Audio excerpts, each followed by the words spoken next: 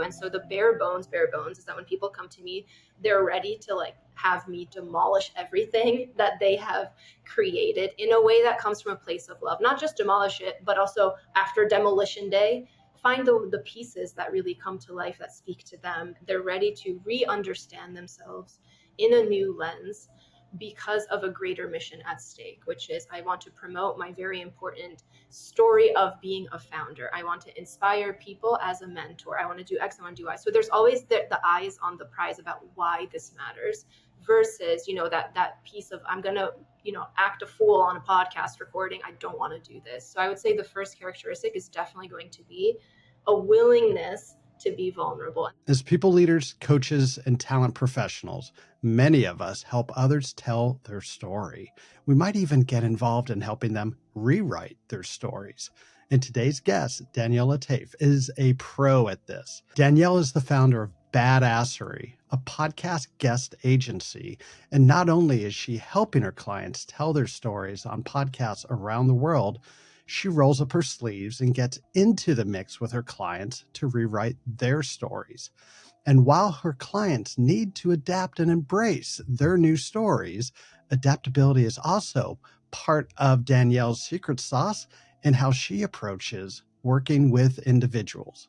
This adaptability piece, it comes in so many ways, but it is the most fun part of the work that I do because it is like a game. It's sort of like, how can I help this person feel the best about how they share their story, but also make it magic? Because everybody, I genuinely believe everyone that I've worked with, or everybody in general, they have a magic in them, but sometimes they're just too close to their genius to see it. And so it's just like me shape shifting when I'm figuring it out. It feels almost like having patience or something, where you're like, how do I diagnose this?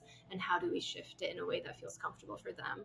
As you can imagine, if you're getting up on stage or about to be interviewed on a podcast, you might feel a little bit of what some people call imposter syndrome.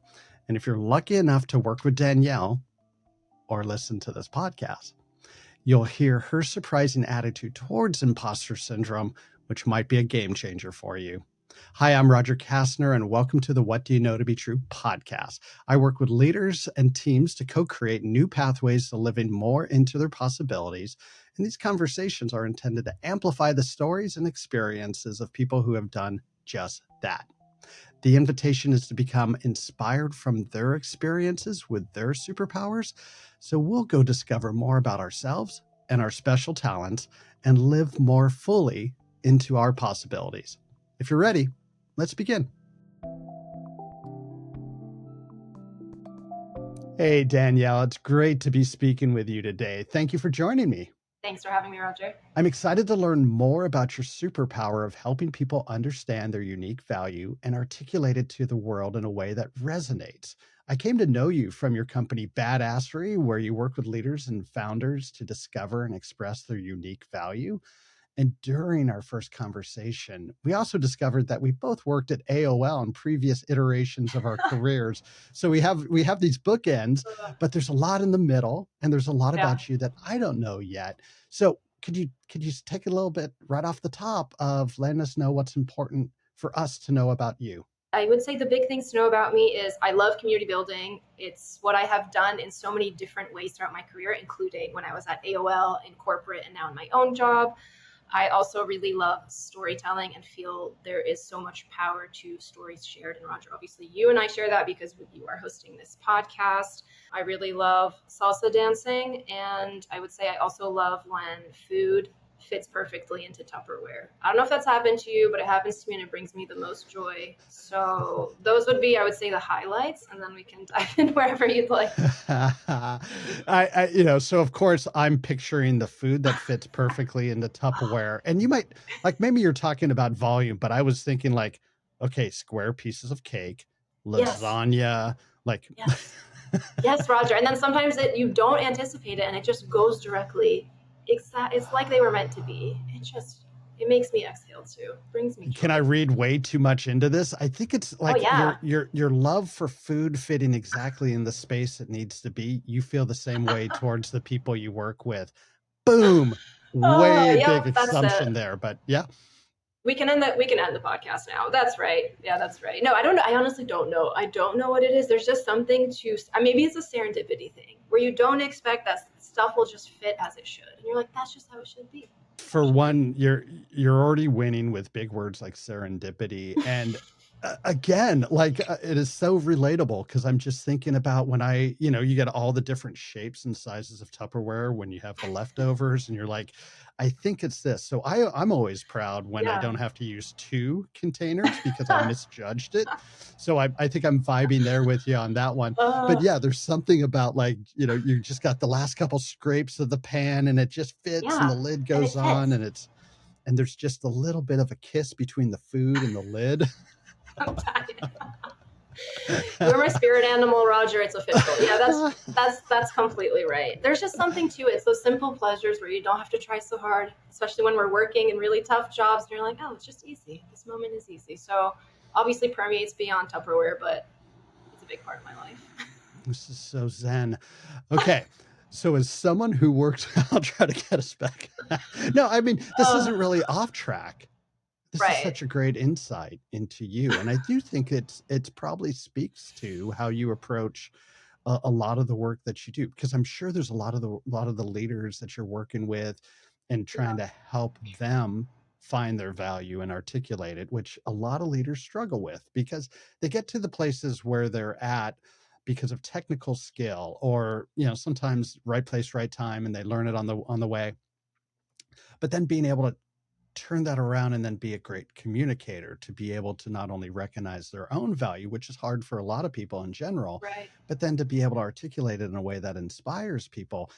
That's going to be that's a challenge for a lot of people because it's requiring different skills than maybe they've been focused on in the past, running their business, building up that Right. talent, whatnot. So the question that I want to ask you around like helping people move from one level of high proficiency to another level of high proficiency and that transformation, you get to see a lot of that. So I'm very curious about the reflections you get to do of people before and after. Like literally, there might be the photographs of them before and after, but you actually you get to see it in real life. So I think of that as people who are able to make those transitions successfully build up a lot of adaptability and resilience to successfully navigate those series of experiences that can be leave you feeling very exposed and vulnerable. So I'm curious, what are some of the critical characteristics that you've seen help people navigate those major transformations?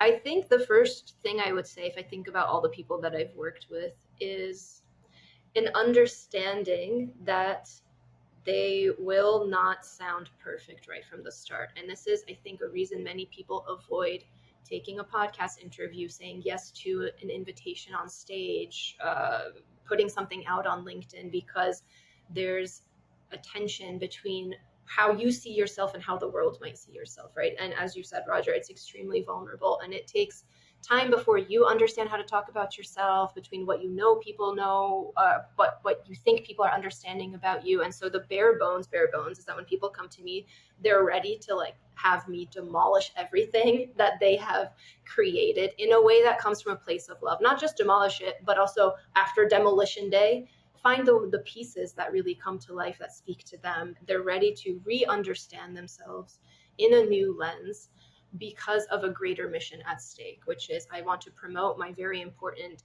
story of being a founder. I want to inspire people as a mentor. I want to do X, I want to do Y. So there's always the eyes on the prize about why this matters versus, that piece of I'm going to, act a fool on a podcast recording. I don't want to do this. So I would say the first characteristic is definitely going to be a willingness to be vulnerable. And that's my job to make sure that they feel comfortable doing that. Obviously me and my team, right? The way that we've designed the experience, the way that I also do my sessions with them, it's very much like I'm in the trenches with you. This is whatever secrets you want to tell me, it stays here.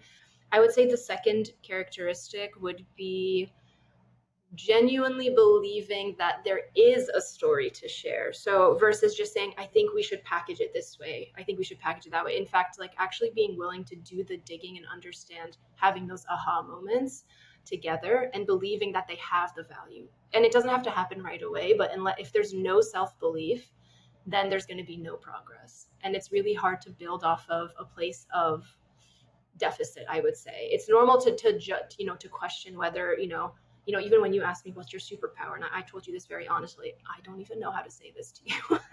But it doesn't mean I don't believe that I have it. It just means I don't know how to say it in this phase of my life, right? So I would say the second is a genuine belief that there is something to say, but it's, there is that gap. And well, I would say the third one is actually putting in the work. Because even if, for example, you work with us, you work with another agency, whatever it is, and you expect that you have whatever the sessions, you get on a podcast, and you kind of just let the podcast host do the work, right? Roger, you told me it takes 10 hours for you to edit this. If the guest doesn't promote it, where are we at? We're not going to do anything. And so this is another key thing, is that my clients that have had the biggest transformations, to your point, they're constantly hustling, they're constantly promoting, they're constantly putting messy stuff out there until it sticks, or until maybe it doesn't, and that's okay. So I think it's not just sitting and learning, it's actually actively doing. It's kind of like being the student, but then doing your homework afterwards. That grind never never stops. There's a t-shirt in there somewhere about like even when you get so much, looking in the rearview mirror and you see how far you've come, there's still opportunities to continue to grow, still opportunities to get the message out there. And sometimes the message is going to change because of that journey you've taken. And so keep working at it, because I'm sure for a lot of these people, their intent, I imagine some of them maybe, but most of them is not to promote themselves, but to promote an idea, to inspire Right. others. Right. And there's opportunities to do that in new and interesting ways. And that only happens by staying at the work.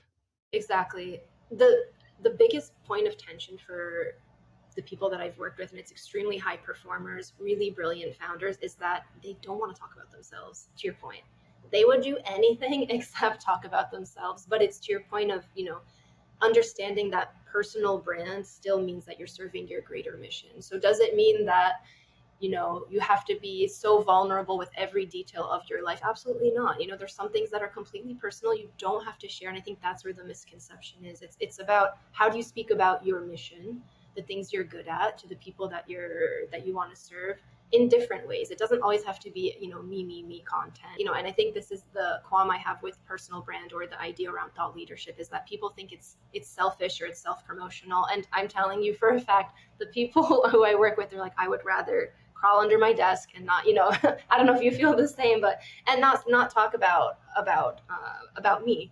And it's more just feeling like it's sort of calling to share because of a greater mission that you're serving. So I do want to make that distinction as well. It's not really about, creating influencers, and there's nothing wrong with being an influencer. If you want to do that, obviously great, but that's really not my lane at all.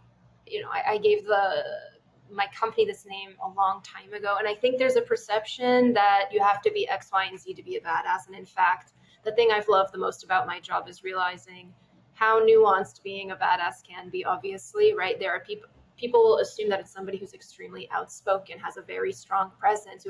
In fact, the people that I think have been the most loyal, the most giving, the most, all the things you would expect out of a good friend, a good client, and a community member, have been the most quiet, the most thoughtful, the most behind the scenes. And so I don't think, it has to be of a certain personality per se. And sometimes it takes people longer. And I'm sure with your coaching clients, maybe you feel this too. It takes people longer to show who they are, but it doesn't mean, their badassery is not there. It just exists in a different way. So I kind of love the name of my company. I kind of really hate it too, because it almost feels like we're assigning people like badass or not. And I just think really it exists in everybody in different ways. In one of our previous conversations, you said something that was really interesting that I think speaks to resilience. You talked about the feeling of imposter syndrome as a positive thing for you, which is the interesting part. Is most people think of it as a very negative thing and something they don't want to experience. And yet you said that when you get that feeling, it's almost like a fuel for you, and you use it in a positive way. So Yeah. yeah, tell us about your relationship with imposter syndrome and how you use it in situations of growth.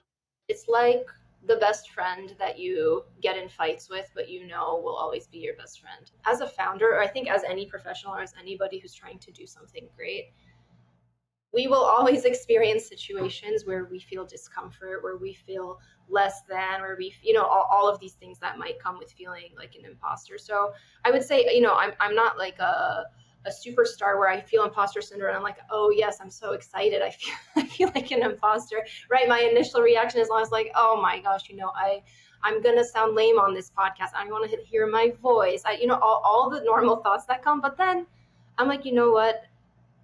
Having this feeling means that it is just the step before a big piece of growth. An example is, and I told you this, Roger, this is my first time coming on a podcast after shifting my business, which was an extremely vulnerable and terrifying and sad thing to do when I had to shut down a big piece of it last year. So for me, even in this situation, I do feel some discomfort, but I mostly feel excited to see how am I going to transform what I have built the past 6 years into this moment, right? And so to answer your question about my relationship with it, it's, I guess my gut reaction is this sucks, and then I say, okay, so but why am I feeling this, and what am I going to learn from this, right? Because if I'm not in a position where I feel uncomfortable, then I'm just coasting. I was like, what's the point? I didn't start a company. I didn't do hard things just so I could coast. I want to do things that challenge me, that I have control over, um, and that are within my parameters. And, who knows what might come from it. So I would say I just look at it as a moment of growth. It comes that simply. And growth doesn't mean that you succeed. And I think I've detached myself from the idea of doing something to think it's going to get me somewhere only positive, because that's actually not real. As we've talked before, like your company, Badassery, is helping badasses share their badassery ways with the world. Um, and like I think about the people that I've been so fortunate to have conversations with in this medium, and I'm like, oh, they're badasses too. Like, and Yeah. so one, I'm going to point them to you to if they want to work with you and help Thank you. promote their ideas. Again, not themselves, but their ideas to share with the world. Right. Um, but I love that term badass, because these people are badasses, and not in like, the Chuck Norris Roadhouse kind of like, gruff, tough way, but in like actually making the world a better place, and being, having the courage to be able Yes. to step into the arena and be vulnerable to share their experiences as a way of helping demonstrate that growth so it inspires other people. I mean, that was a beautiful definition of badasses, honestly. The courage to step into the arena. I think that's completely right, because with that courage comes, to your point, not just the vulnerability, but the acceptance that you're definitely going to trip a zillion times, right? And it's funny because I've been going to physical therapy because I had a shoulder surgery recently, and I look at this every time I go. They have this picture of I think it's like healing or progress or something like that, or recovery, right? Because we're all going into physical therapy being like, when is my shoulder going to be completely better? Or in our situation, when is my business going to succeed, or whatever. And the chart is like as curly, let's say, as my hair. Basically, it goes like up, down, backwards, upside down, blah blah. But ultimately, right, the progression is still up and right, and that gives me hope every time I go, because some weeks I'm in extreme pain, I can't lift my arm past a certain point. Some weeks I'm like, oh yeah, party time, my arm's above my head. But ultimately, it's the same situation where, yeah, to be a badass, I think, just is a recognition, the fact that that's what success might look like, or growth, or whatever it is. Because I do think oftentimes people will assume, you it's easier than it is. It is really difficult. Yeah, there's something that like my definition of a badass is evolving in this conversation. A badass isn't a badass because who they are. They're a badass because they're willing to grow. They're a badass because they're willing to take on experiences or opportunities that they might not be prepared for, but Yes, they're yes. willing to step into that. Okay. Yeah. This is so good. So in these conversations, and this it might not be a great segue, but let's try it anyway. In these conversations on this podcast, we're exploring experiences with superpowers to better understand the building blocks of living into our possibilities. And one of those building blocks is adaptability. What we were just talking about, this idea of resilience, of learning agility, and something I refer to as like the mindset of self-leadership, the ability to lead ourselves before we try to lead anyone else. So I'm curious, what is the relationship between adaptability and your superpower of helping people understand their value and articulate it to the world in a way that resonates? Ultimately, it is a translation. To me, I just look at it as a translation of taking a bunch of information about somebody, translating it or whittling it down to their value, and then taking that and translating it to an audience, to a podcast host, to whatever, in a way that resonates with them, right? And to me, translation, I mean, it's not directly correlated to adaptability, but it does require a lot, because we're not binary humans where we take sort of one story, one value, and we can speak it and everybody will hear it in the same way. I think naturally in the work that I do, number one, like from a personal perspective, is that every person I work with is completely different. Obviously, they're a person. They're not, they have a voice. They have different experiences. They grew up in different countries, and so personally, when I step into their arena, I have no idea what I'm stepping into. It's different personalities. It's different willingness to be open. I ask some really tough questions about their life, what they were like as kids, what some people don't want to answer, and that means I have to adjust how I approach what we're going to talk about. Also, on the flip side, right, we work with hundreds of podcast hosts to get our clients on them, or with, in the previous version of my business, people who would book them for public speaking opportunities, and they heard the message differently than you might hear it, Roger, as a podcast host. And so this adaptability piece, it comes in so many ways, but it is the most fun part of the work that I do, because it is like a game. It's sort of like, how can I help this person feel the best about how they share their story, but also make it magic? Because everybody, I genuinely believe everyone that I've worked with, or everybody in general, they have a magic in them, but sometimes they're just too close to their genius to see it or to understand the nuances of it. And so it's just like me shape shifting when I'm figuring it out. It feels almost like a case study, case by case, almost like having patience or something, where you're like, how do I diagnose this, and how do we shift it in a way that feels comfortable for them, and in a way with kind of like my philosophies around personal brand, and same thing on the other side. So that's kind of like the adaptability in my work. And what I'm taking from that response is it's that adaptability that helps them get to where they're actually asking you to help them get. It's all about them. It's not about you. And I think this is coming, Right. What we were just talking about, resilience, of looking at opportunities, not challenges, not a have to, but a get to. It's very consistent. Yeah. Definitely. And the other piece is too that, the people that I work with, they change too. One of them, for example, just quit their full-time job to become a full-time founder. So then we all switch. We switch our strategies. We go. The reality of any situation is that people are always changing. It's up to us to say, I could say, sorry, we already put in so much work on this other angle. This is not in our wheelhouse. We're just gonna, you have to go find someone else. Or I could be like, this is an amazing challenge. This is awesome. And also the nature of this industry, PR, media, it's like one of the fastest changing in general, right? So as a founder, I probably could have, flopped as a founder of a business in this space, right? We went through COVID. I had a speaking business. We had, there's a lot of moments where I could have been like, Badassery is done. Oh, maybe today, now. And I was like, no, right? No, sort of like this adaptability of being like, what is next? And how do we pair that with the same mission that has always existed, which is to amplify really important stories? There's a million ways to do that, and it's sort of just understanding that the form is not the same as the mission, and that to me is how the adaptability keeps going, the resilience keeps going. It's such a good name. How could you ever end that company? You got to keep the name. You just got to morph the focus. But I love what you just said there. The actions or the direction might change, but the mission stays the same, Yeah. which I think speaks to your values Yeah. and your integrity. So I'm very curious now, like, what or who inspired you to have this superpower?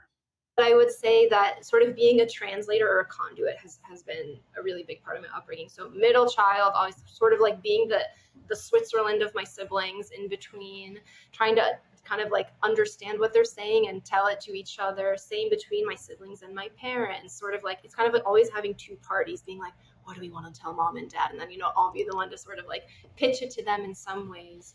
I would say, secondly, too, that my parents are immigrants from Lebanon.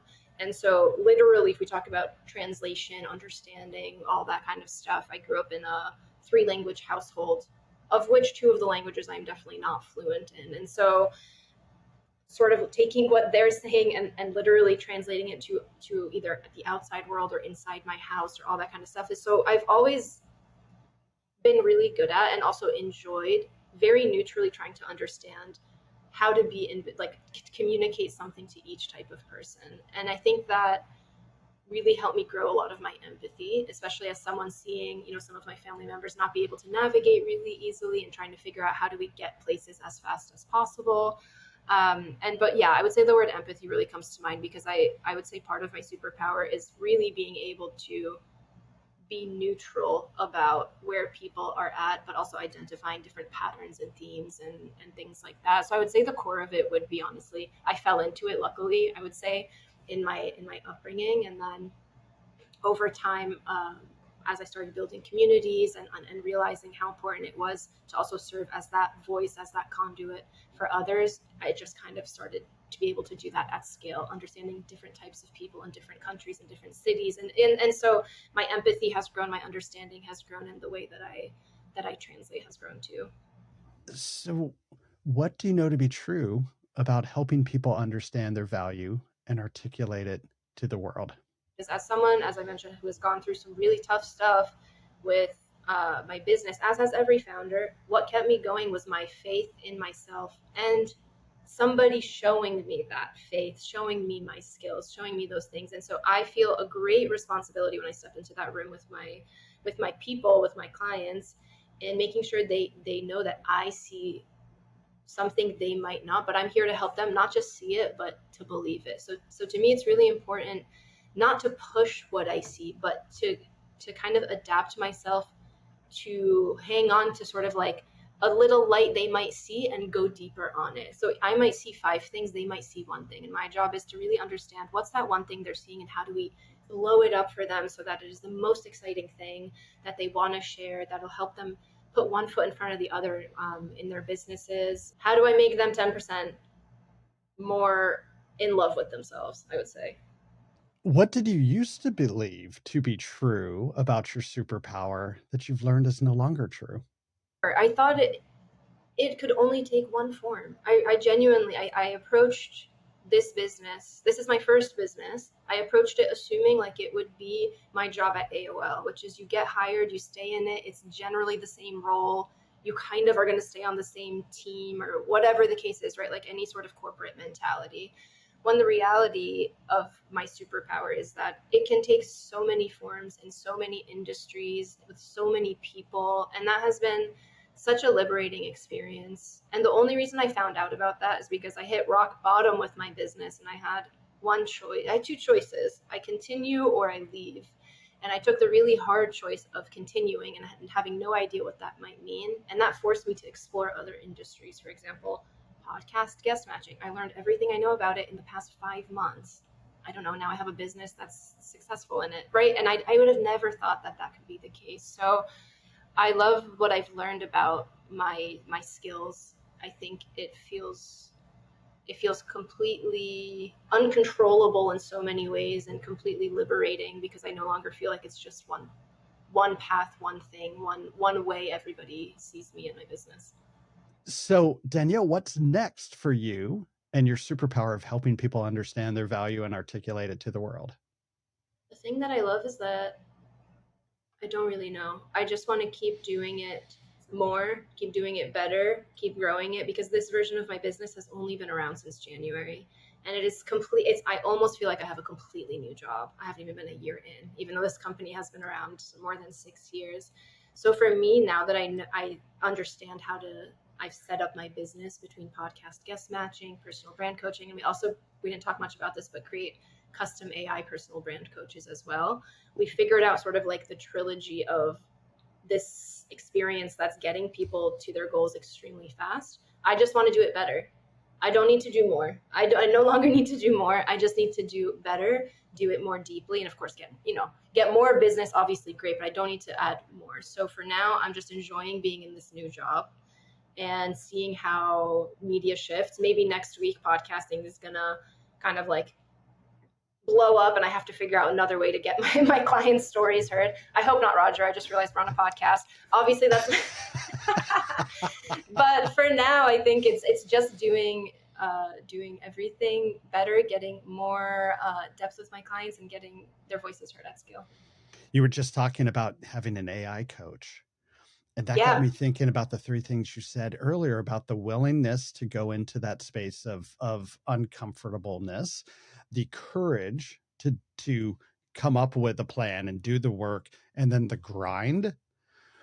That grind piece, it's great to have a coach during that grind piece, but you're not going to be available to yeah, exactly. answer the call all the time with all the badasses in the badassery universe. So having that AI coach to help them, I could see, being able to help them with 90% of their questions and help them, be their own creator of their space. And then when they get to the really tough stuff, then you're available to come in and help them with Yeah, that last piece.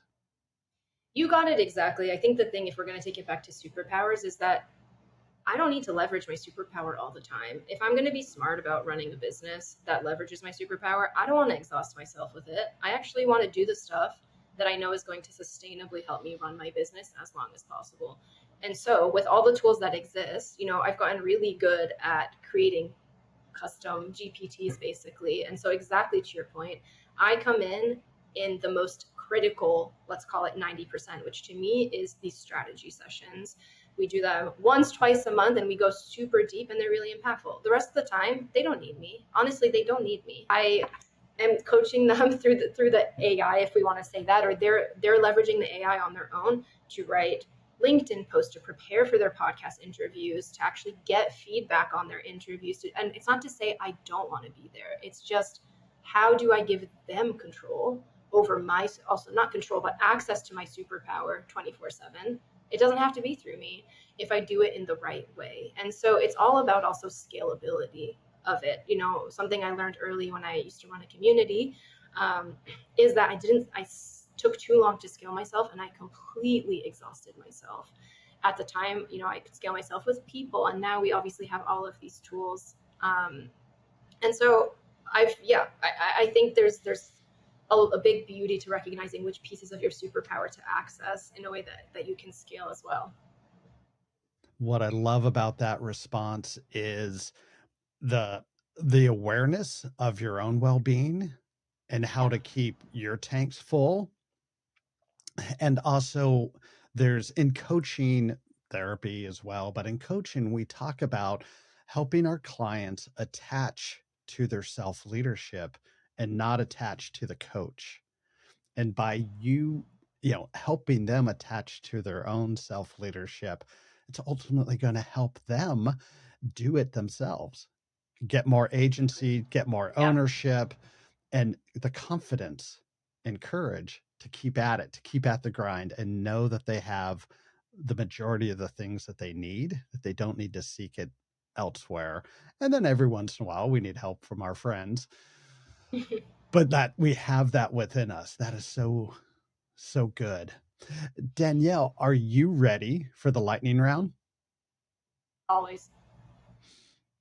Fill in the blank. Helping people understand their value and articulate it to the world is Fulfilling. who in your life helps you understand your value and articulate it to the world? My grandma. Is there a practice or routine that helps you grow, nurture, or renew your ability to do your superpower? Salsa dancing. What is one thing that gets in your way of your superpower? Too many choices of platforms, of ways to tell stories, of information gathered. Too many choices. What have you found to narrow down from all those choices? A trust in my gut of what I think is right. There you go. Love that. If an audience member wanted to ask you a question or follow you, where do you want to point them to? My LinkedIn, please. It's /Danielle Letayf. And how about your company? Yes, badassery-hq.com. Well, Danielle, this has been everything I was hoping for and more.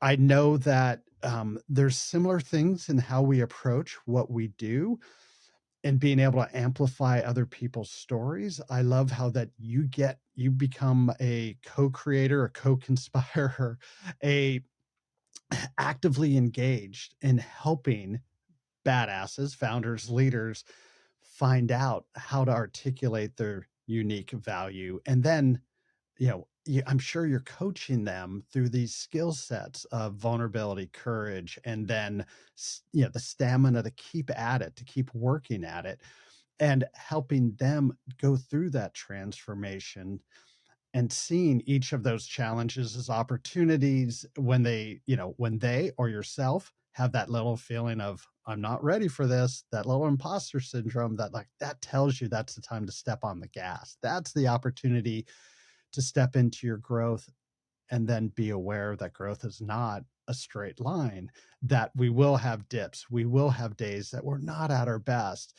And let's be grateful for those, because that's how we continue to learn and become a better version of ourselves. So thank you for sharing all that. I knew this was going to be awesome. You delivered, which I'm sure you have a great track record doing. And it's just wonderful to be in the space with you and have this conversation. So thank you so much. Thank you, Roger. That was awesome. You're a great host. I'm not just saying that. Oh, well, I mean, you probably should, to get more people on other people's podcasts, but I really appreciate that, because I know that isn't something you just throw out there. Oh, so I don't lie. There's no reason to lie. Yeah. Right? So it feels really good, and I should just shut up and receive it and say thank you. You're welcome, and I mean it. No, honestly, I can feel you're doing this from your soul. And likewise, this seems so integral to who you are and to your values. Thank you so much. Take care. Bye-bye. Thanks, Roger. Bye. Thank you all for being in this conversation with us. And thank you, Danielle, for being your badass self. The question I'm asking myself now after the conversation is, where can I show up with more of Danielle's definition of being a badass, so I can embrace that willingness to go through it, even though I know it may hurt? What Do You Know to Be True is a Three Blue Pens production, and I'm your host, Roger Kastner. We are recording on the ancestral lands of the Duwamish and Suquamish people. To discover the ancestral lands of the indigenous people whose land you may be on, go to native-lands.ca. Okay, be well, my friends, and as always, love you, mean it.